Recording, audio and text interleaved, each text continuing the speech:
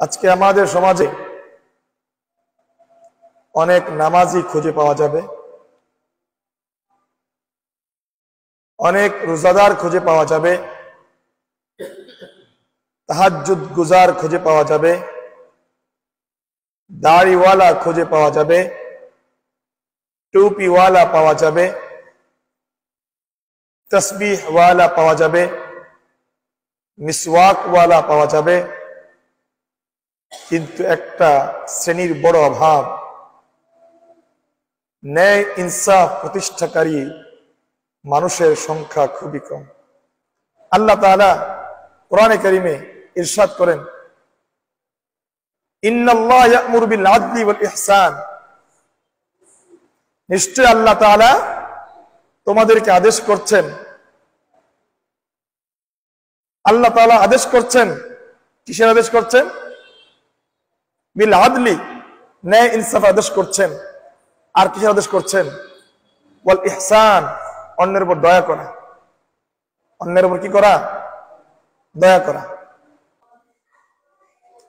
আম্মাজান হযরত আয়েশা রাদিয়াল্লাহু তাআলা থেকে বর্ণিত, তিনি বলেন,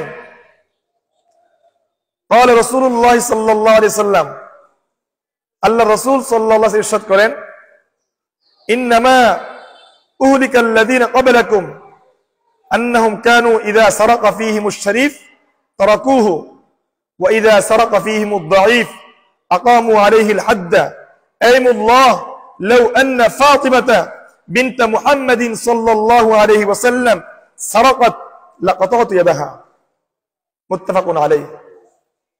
যে হাদিসটি পাঠ করা হয়েছে, এই হাদিসটি বুখারী এবং মুসলিম উভয় কিতাবে আছে। বুখারী শরীফও আছে, মুসলিম শরীফও আছে। আম্মাজান আয়েশা রাদিয়াল্লাহু তাআলা আনহা থেকে বর্ণিত, তিনি বলেন, আল্লাহ রাসূল সাল্লাল্লাহু আলাইহি ওয়াসাল্লাম ইরশাদ করেন, তোমাদের পূর্ববর্তী যত জাতি ধ্বংস হয়েছে,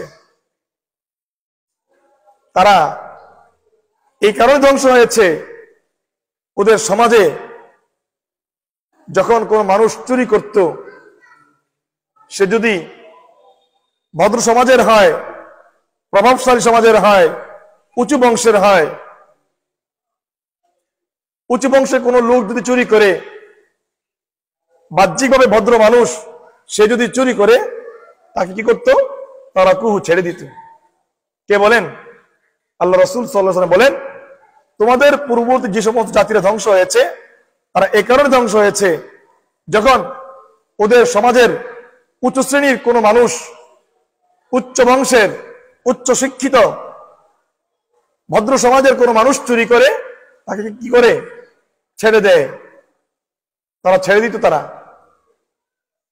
আর যখন ওয়াইযা সারাকা ফীহিমুদ দাঈফ আকামু আলাইহিল হাদ্দা, আর কোন নিচু শ্রেণীর মানুষ যদি কি করে, শিক্ষা দীক্ষা কম, ক্ষমতা তেমন নাই, প্রভাব প্রতিপত্তি নাই, মামু খালু নাই, দুর্বল শ্রেণীর মানুষ, সে যদি চুরি করে, সেখানে মাশাআল্লাহ খুব ইনসাফ কায়েমকারী হয়ে যায়।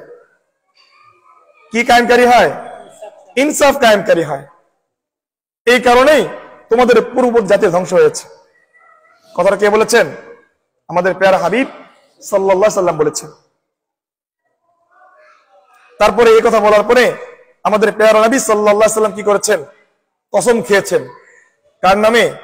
আল্লাহ তাআলার নামে কসম খেয়ে বলেন, আইমুল্লাহ, আল্লাহর কসম, আল্লাহর শপথ, লাউ আন্না ফাতিমাতা বিনত মুহাম্মাদিন সাল্লাল্লাহু আলাইহি ওয়াসাল্লাম সারাকাত লাকাতাতু ইয়াদাহা।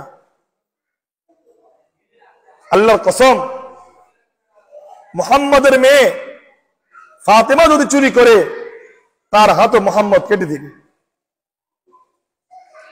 আমি মুহাম্মদ, আমি আমার মেয়ে ফাতেমার হাতে কি করব? অবশ্যই কেটে দেব।